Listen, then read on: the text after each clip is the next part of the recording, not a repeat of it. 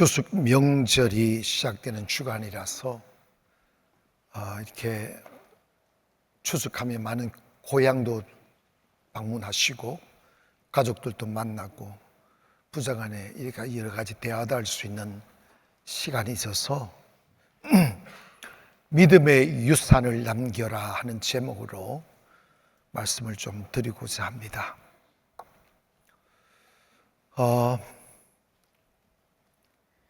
부모라면 자식을 사랑하지 않는 부모는 없습니다. 그것은 사랑하려 하지 않아도 사랑할 수밖에 없는 게 천륜 같은 거예요. 옛말에 고슴도치도 지 새끼를 이뻐한다 하는 말이 있어요. 고슴도치는 온몸에 가시를 달고 살아요. 어떤 짐승도 못 잡아먹어요. 한 번씩 겁없는 호랑이나 사자들이 고슴도치 물었다가 입 주변에 가시가 돋쳐가지고 어쩔 줄도 모르는 그런 비디오도 봤는데, 고슴도치는 가시투성이에요. 그럼에도 불구하고 자기 새끼를 이뻐서 어쩔 줄을 몰라 해요. 인생을 살면서 가장 큰 행복이란 뭘까? 내 잘 되는 것보다 자식 잘 되는 게 더 행복인 것 같아요. 그건 어느 부모도 예외가 아닌 듯해요. 그래서 예전에 우리 옛날의 어머님들은 그 지치고 피곤하고 배고픈 삶을 이어가면서 하루 종일 논과 밭에서 땀 흘려 일하다가 피곤한 법도 한데 새벽이면 일어나 잠을 또 안고 선앙당이라는 곳에가 잠을 들었고 막 비셨던 어머님들이 계셨어요. 그게 뭐냐면 이 신이 누군지도 모르니까 그냥 우리는 이렇게 힘들게 살지만 내 자식만큼은 행복하게 살게 해달라고, 내 자식들만큼은 배고프지 않게 살게 해달라고 이름 모를 신에게 가서 그냥 비는 거예요. 비는 거예요. 그건 그 부모님의 마음을 담아서 자식이 잘 되기를 바라는 그 꿈들을 그냥 그렇게 표현하는 거겠죠. 그런데 여러분, 참 슬프게도 인생을 살다 보면 그렇게 자식들 잘 되기만 바라지만 부모가 살아온 삶의 흔적들은 고스란히 유산으로 남겨지게 되어져 있어요. 성경에 보면 부모가 살면서 지어놓은 죄도 유산으로 남겨지고 부모가 살면서 남겨놓은 영적인 축복도 유산으로 남겨진다는 이 놀라운 말씀을 하는데, 출애굽기 20장 4절 보니까 너를 위하여 새긴 우상을 만들지 말고 또 위로 하늘에 있는 것이나 아래로 땅에 있는 것이나 땅 아래 물속에 있는 것의 어떤 형상도 만들지 말며 그것들에게 절하지 말며 그것들을 섬기지 말라. 나 내 하나님 여호와는 질투하는 하나님인즉 나를 미워하는 자의 죄를 갚되 아버지로부터 아들에게로 3, 4대까지 이르게 하거니와 나를 사랑하고 내 계명을 지키는 자에게는 1000대까지 은혜를 베푸느니라. 하나님을 등지고 우상숭배하고 범죄하고 살면 그 죄값을 당대로 끝내는 게 아니고 3, 4대까지 이르게 한다는 거야. 이거는 인간이 어떻게 할 수 없는 유전의 문제예요. 그러나 하나님을 사랑하고 경외하며 살아가면 그 은혜를 갚되 1000대까지 이르게 한다. 다행인 건 선한 유전이 오래 간다는 거지. 여러분, 참 슬프게도 슬픈 삶을 살아온 어머니가 바라는 것은 내 딸만큼은 환한 웃음 지으며 살기를 바라며 참을 수 없는 고통을 삼켜가며 소리 없이 흐르는 슬픔의 눈물을 삼키며 매일 밤을 지새우는데, 그녀가 그렇게 그 고통을 숨겨가며 참았던 그 이유는 내 딸은 이 삶 안겨주지 않으리라는 하나의 꿈 때문에 그 아프고 슬픈 삶을 살아왔는데, 그 딸이 커서 결혼을 하고 그 딸이 커서 살아가는 모습을 보면 살이 떨릴 만큼 자신의 모습을 닮아간다는 것을 알게 됩니다.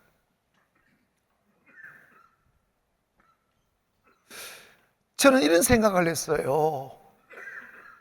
내 마음대로 살아갈 수도 있는 자유도 있고 내 고집대로 살아갈 수 있는 선택권도 있지만, 내가 좀 잘 살아야, 내가 믿음으로 살아야 내 자식들이 잘 되지 않을까 하는 생각들을 할 때가 많이 있어요. 여러분, 성경은 이 유산이라는 건 유형의 유산, 재물이나 전통이나 아니면 권력이나 이런 걸 유산을 남길 수 있겠죠. 그러나 그런 것보다 진짜 중요한 게 있어요. 무형의 유산을 남겨놓아야 돼요.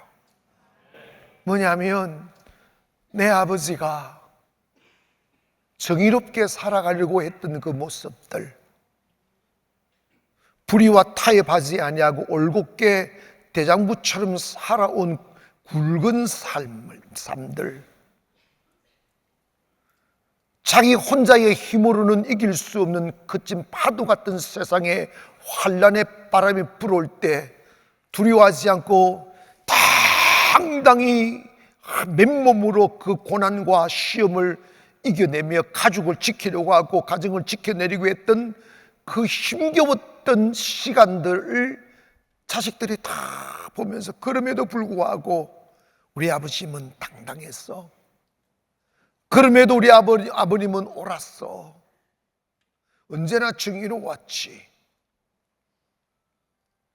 우리 어머님은 한없이 연약하고 백옥 같은 피부와 아름다운 모습을 가지고 있을지라도 어머님은 하나님을 사랑했지. 조금만 불의와 타협하고 굽은 길 걷게 되면 배부르게 살 수 있는 기회도 있었지만, 하나님 앞에서 살아간다고 불의한 자와 짜가지 아니하고 때 묻은 재물에 눈독 흘리지 아니하고 정의로운 길을 걷고 믿음의 길을 걸었었지. 그게 자식들에게 큰 유산이 돼요. 저는 우리 교회를 참 좋아해요. 이런 말을 하는 목사가 있을까 싶기도 한데 제가 좀 철이 없어서 그래요. 왜 그러냐면 우리 교회 성도님들이 가정을 일구고 아이들 손잡고 교회 오고 저녁마다 이렇게 아버지 옆에 딸이 앉고 엄마가 앉고 또 아들 앉고 한 가족이 쪼르르 앉아서 이렇게 예배드리고, 예배드리다가 그 아이들이 아버지한테 이렇게 기대면 아버지 어깨 뚝뚝뚝 두드려주고, 또 예배 끝나고 나면 딸이 아버지 팔짱 다 끼고 집에 가고, 이 모습은 내가 어릴 때는 본 적이 없는 모습이에요. 사랑받고 자라나고 엄마 옆에서 예배드리고 아빠 옆에서 예배드리고 다 같이 일어나서 막 찬송하고, 그 아이들이 변화되어서 가는 모습을 아버지가 보고 아버지가 변화되어서 가는 모습을 딸이 본다. 근데 이 아이들이 커서 얼마나 하나님 사랑받는 사람 될 수 있을까? 얼마나 위대한 축복의 유산을 이은 사람이 될 수 있을까? 여러분, 선한 자나 악한 자나 길을 걷다가 강을 만나기도 하고 풍랑도 만나기도 하죠. 그때 내면이 연약한 사람들은 불안해하고 떨고 막 귀신한테 숭배하고 막 불의한 재물도 먹으려고 그러고 불의한 자와 자리에 앉아서 이익만 추구하려고 하지만 그 안에 자기 속에 자존감이 높은 사람들은 이 속에도 하나님이 계셔. 하나님이 나와 함께 하셔. 하나님이 나를 도우셔 하면서 불의한 길 걷지 않고 믿음의 길을 선택하고 기도로 이겨내고 하는 큰 삶을 살게 될 수 있는 축복이 오는 거예요. 때문에 여러분, 우리가 살아가면서 내가 하는 말, 내가 남겨놓은 발자국들이 자식들에게 유산이 된다는 사실을 기억하여 여러분 멋있는 믿음 생활하기를 바랍니다. 축복을 남겨두고 떠나갈 때 내 사랑하는 아들아, 내 사랑하는 딸들아, 내 재산 어디 조금 있는데 너희들 싸우지 말고 갈라먹어라. 절대로 재판하지 말아라. 그런다고 안 하나? 여러분 있잖아, 물질 많이 남겨놓았다고 고마워하는 자식 난 못 봤어. 영적으로 준비 안 된 자들에게 물질 남기면 그것은 집안 다 깔가고 싸움만 되고 부모가 돌아가도 만나지도 않는 원수지간으로 만들어 놓더라고. 우리가 자식들에게 남길 수 있는 유산이 뭔지 아십니까? 하나님을 경외한 삶이에요. 어떤 순간에도 기도로 이겨내는 삶이며 흔들리지 않고 풍랑 앞에도 당당하게 풍랑 앞에는 딱 마주하며 당당히 서서 싸워가는, 힘들 때 기도하고 보이지 않는 하나님의 손길이 다가와 그의 영혼을 뺏어가지 않고 다시 일어나 큰 금목이 되게 하는 그 모습들을 자식들을 보아야지. 보면서 맞아, 내 아버지가 하나님께 기도했지, 내 어머니가 기도했지, 결국은 그 모든 풍랑을 이겨냈지. 그 하나님 나의 하나님이야. 그 하나님 나의 하나님이야. 고백하며 자식들은 큰 사람이 되는 거예요. 오늘 본문의 배경을 보면 다윗이 일생을 살아가면서 터득한 믿음의 지혜와 그리고 하나님으로부터 받은 바 은혜에 대한 감격으로 마지막 죽음 앞에 서서 아들 솔로몬에게 유언을 남기는 내용이 오늘 본문의 말씀이에요. 소개하면 왕상 2장 1절에 보니까 다윗이 죽을 날이 임박하며 그의 아들 솔로몬에게 명령하여 이르되 내가 이제 세상 모든 사람이 가는 길로 가게 되었노니 너는 힘써 대장부가 되고 내 하나님 여호와의 명령을 지켜 그 길로 행하여 그 율법과 계명과 율례와 증거를 모세의 율법에 기록된 대로 지키라. 그리하면 내가 무엇을 하든지 어디로 가든지 형통할지라.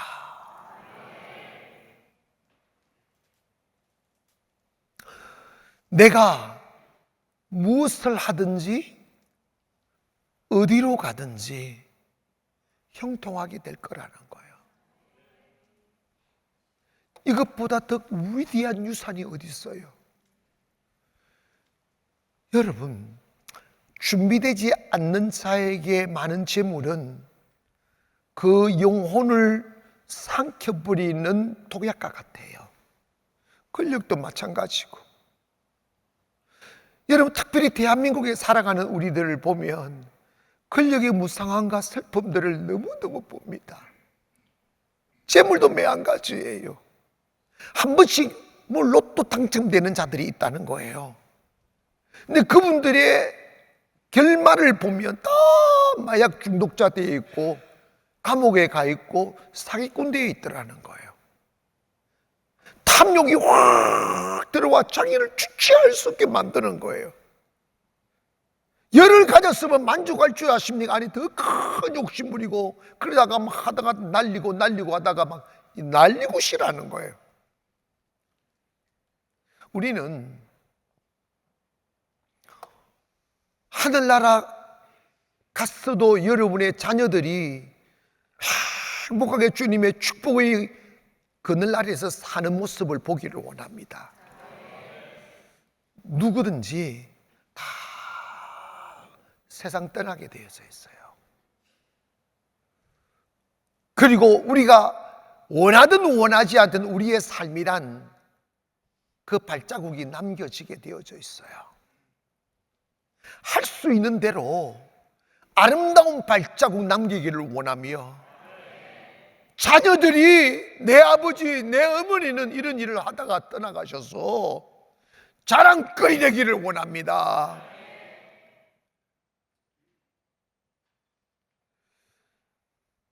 다윗이 남긴 유산이, 이 유산을 우리가 닮아가야 돼요. 아름다운 유산, 아름다운 유언, 이게 정말 중요해요. 다윗이 죽는 날이 임박하매, 여러분 죄송한데 인생이 예수 안 믿으면 쓸쓸함, 허무함 그 자체예요. 누구나 죽는 날이 곧 다가올 거라고요. 그건 예정된 사람도 없고 피해 나갈 수 있는 사람도 없어요. 아무리 오래 살고 싶어도 오래 산들 그게 무슨 의미가 있겠어요. 사람이 본능처럼 어떻게 하면 더 오래 살까를 고민하잖아요. 근데 여러분, 우리가 오래 사는 게 중요한 게 아니라 가치 있게 살아야죠. 행복하게 살아야죠.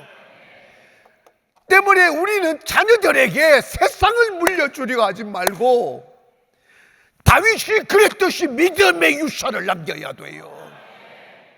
하나님이 함께 하심, 하나님을 경외하는 삶, 하나님을 사랑하고 하나님을 두려워하는 삶을 유산으로 남겨야 돼요.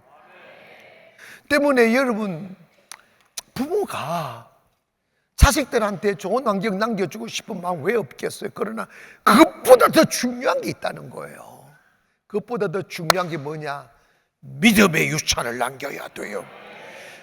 내 아버지는 하나님을 경외한 사람이었어.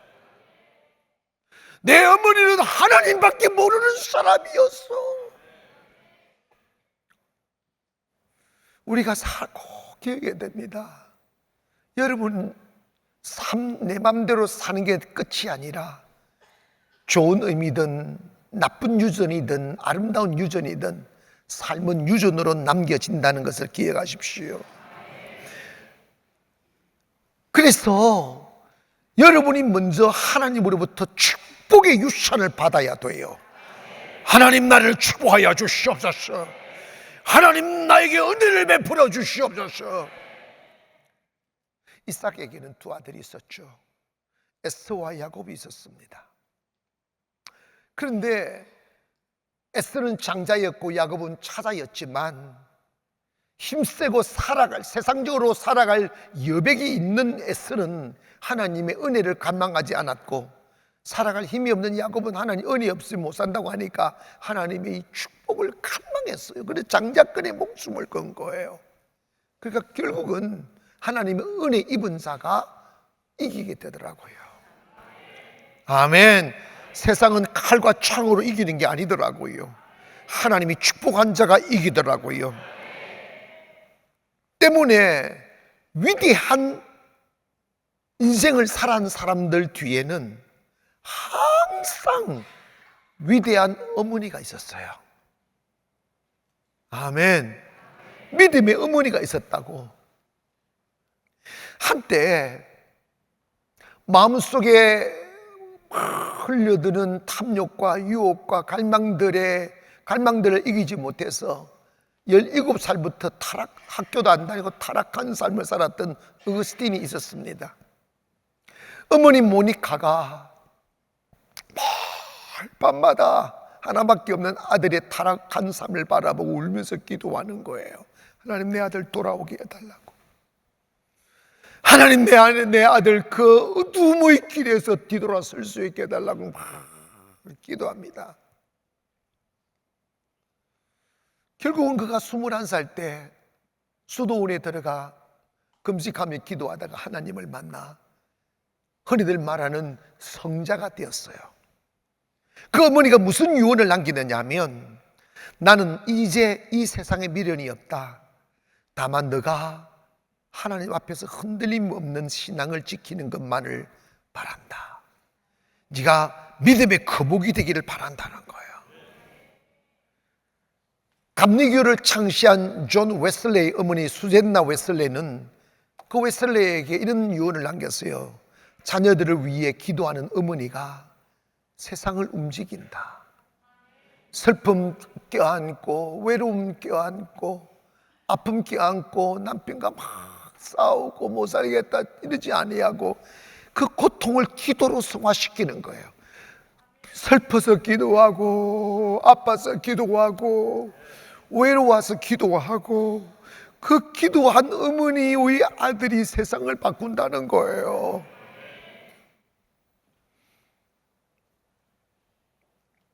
록펠러의 가문은 정말 가난했던 가문입니다. 가난해서 학교도 제대로 다닐 수가 없었어요. 그런데 록펠러가 이 가난을 떨쳐내서 시골에서 나와 도시로 올라오면서 치약도 팔고 구두도 닦고 하는데 록펠러의 어머니가 록펠러한테 유언 같은 심장에 박히는 말을 해요. 10가지를 했다는데 그 중에 가장 중요한 게 네 하나님을 경외해라. 네가 돈을 벌어도 절대로 11조 떼먹지 마라. 하나님의 명령을 지키라. 여러분 정말 하나님 앞에 살라고 유언을 남겼어요. 결국은 이들은 세상을 바꾸는 사람들이 되었습니다. 그렇다면 여러분도 이제 여러분의 인생도 아름답게 귀결되게 하고 여러분의 자녀들이 이 거칠고 어둡고 험난한 세상이지만 당당히 기둥처럼 딱 우뚝 서서 세상을 바꾸며 세상을 이기는 자녀로 일어서기를 원하신다면 우리는 다윗 같은 유언을 남겨야 돼요. 우리가 죽지 않아도 우리의 평소의 삶이 유언이고 여러분의 발자국들이 유언인데, 다윗이 솔로몬에게 남겼던 유언의 내용을 보면 이런 거예요. 다윗은 배움도 없는 존재감도 없는 목동에 불과했어요. 그러나 가장 낮은 자리에서 최고의 영광에 흔들리지 않는 보좌, 다윗은요 한 2, 3년, 한 4년, 5년 하다가 감옥 간 사람이 아니라 죽을 때까지 왕으로 살았어요. 아멘 합시다.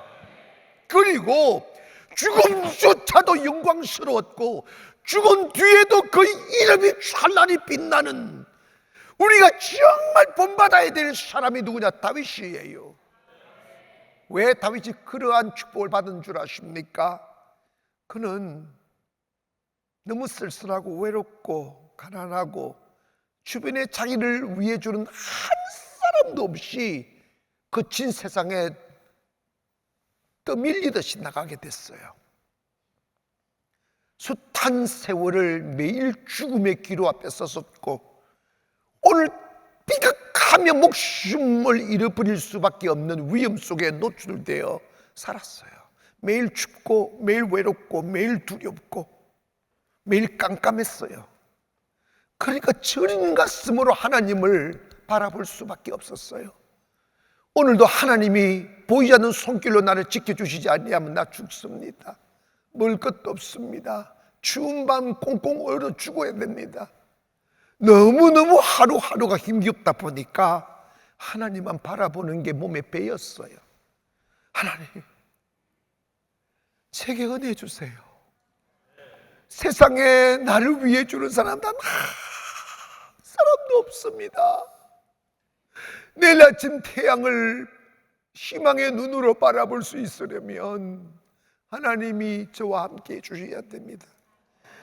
이 믿음 하나 가지고 다윗이 살면서 가장 중요하게 여긴 것이 뭐냐면, 나 하나님의 은혜 입어야 살아. 이거예요. 고백합니다. 나 하나님의 은혜를 입어야 삽니다. 아멘. 여러분 봐봐요. 하나님의 은혜 없이는 일어설 수 없어요.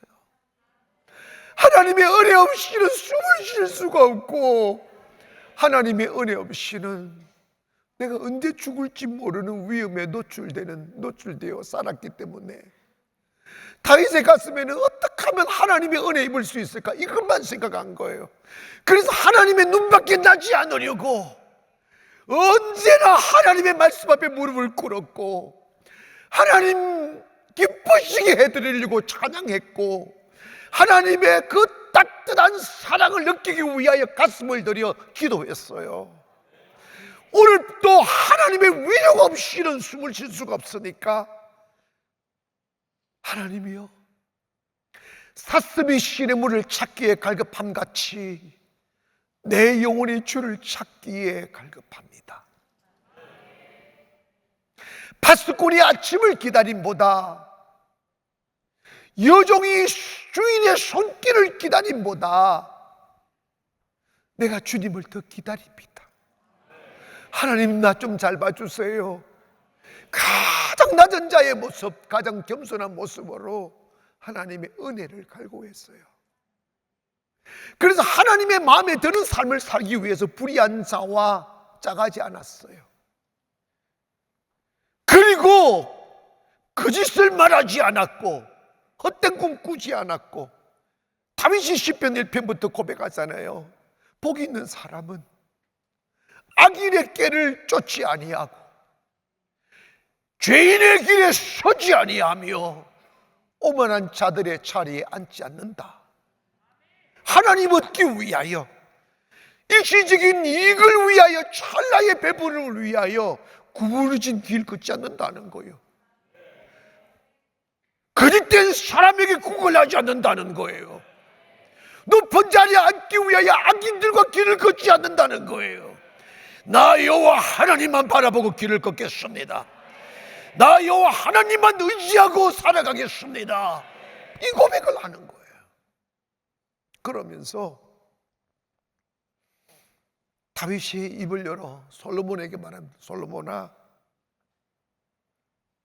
내가 내게 남겨주는 이 왕위와 권세와 재물 의지하지 마라. 너 이거 유지하고 네 삶을 더 부유하게 하기 위하여 악인들과 손잡지 말아라. 딱 이 말합니다. 솔로몬아, 너 대장부가 되라. 이럽니다. 대장부가 되라.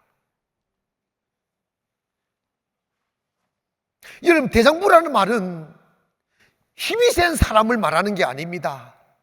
그게 뭐냐면 정의를 지키는 사람, 마음이 곧아서 책임을 질 수 있는 사람, 자기가 지켜낼 신념이라면 목숨을 걸고 그 신념을 지키는 사람. 역적으로 딱 가보면 대장부라는 것은 하나님께 눈길을 드리는 분이에요. 하나님 바라보고 살아가는 사람이에요. 사람에게 휘둘리지 않습니다. 인기에 휘둘리지 않습니다. 아무도 그 길을 걷지 않아도 하나님이 기뻐하시는 길이면 그 길을 걷는 사람이에요. 그의 선택이 언제나 의롭고 그의 선택이 언제나 정의로운 사람, 이 사람이 대장부라는 거예요. 오늘날 살아가는 세상은 오직 자기의 배만 불리려고 거짓과 짝하고 불의한 길을 걷고, 이익만 되면 출세만 하려면 악인의 꾀를 따르는 많은 사람들이 있어요. 그러나 그 사람들의 끝자락은 언제나 통곡이었고 슬픔이었어요. 사랑하는 여러분, 우리 예수 믿는 사람은 대장부가 돼야 돼. 대장부라는 게 뭐예요?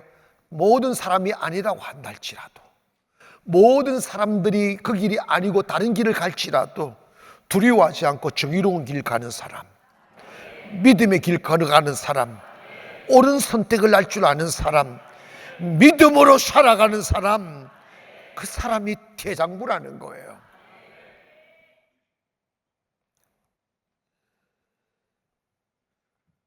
여호수아 1장에 와보면 여호수아에게 이런 말씀을 합니다. 이 율법책을 내 입에서 떠나지 말게 하며 주야로 그것을 묵상하여 그 안에 기록된 대로 다 지켜가라. 그리하면 내 길이 평탄하게 될 것이며 내가 형통하게 되리라.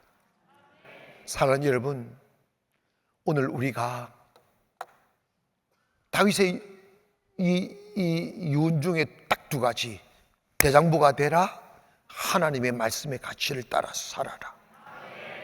이 말씀대로 살아가면 네가 무엇을 하든지 어디로 가든지 형통하리라. 여러분, 이 말씀이 믿어지지 않으세요? 하나님 말씀에 순종하고 살아가면 따라합시다. 너가 크게 하세요. 너가 무엇을 하든지 어디로 가든지 형통하리라. 아멘. 형통이 얼마나 중요해요. 어떤 사람들은 진짜 교회 왔으면 우상을 버려야 되잖아. 그런데 개업을 했는데 그래도 자기가 날라리처럼 다니는 교회를 다니니까 목사님 모시고 예배를 드리는데, 그리고 올해 갔어. 그 분위기가 조금 싸해. 그래서 그냥 싸하면 싸한대로 예배 드리고 오지. 근데 딱 목사 가고 난 뒤에 명태 대가리 또 찾아. 그래가지고 또 여러분, 그 불의한 길이야. 예수님만 믿고 삽시다. 우상 앞에 절하는 것은 여러분 안 돼요. 안 돼요. 여러분, 권력을 위해서 우상 앞에 절을 한다? 재물을 위해서 우상 앞에 절한다? 그게 바알신이고 그 아세라신. 그래서 이스라엘이 다 망한 거예요. 주님 다 믿고 말씀대로 가기를 주의 이름으로 축원합니다. 제가 마지막으로 여러분에게 드리고 싶은 말씀은 자녀들에게 믿음의 유산을 남겨주자는 거예요. 자녀들에게 믿음의 유산을 남겨라. 여러분, 디모데후서 1장 5절에 가보니까 이런 말이 있어요. 이는 내 속에 거짓없는 믿음이 있음을 생각합니다. 이 믿음은 먼저 내 외조모 로이스와 내 어머니 유니게 속에 있더니 내 속에도 있는 줄을 확신하노라. 이 바울이 디모데에게 한 이야기예요. 디모데 보니까 믿음이 너무 신선하고 아름답고 정결한 거예요.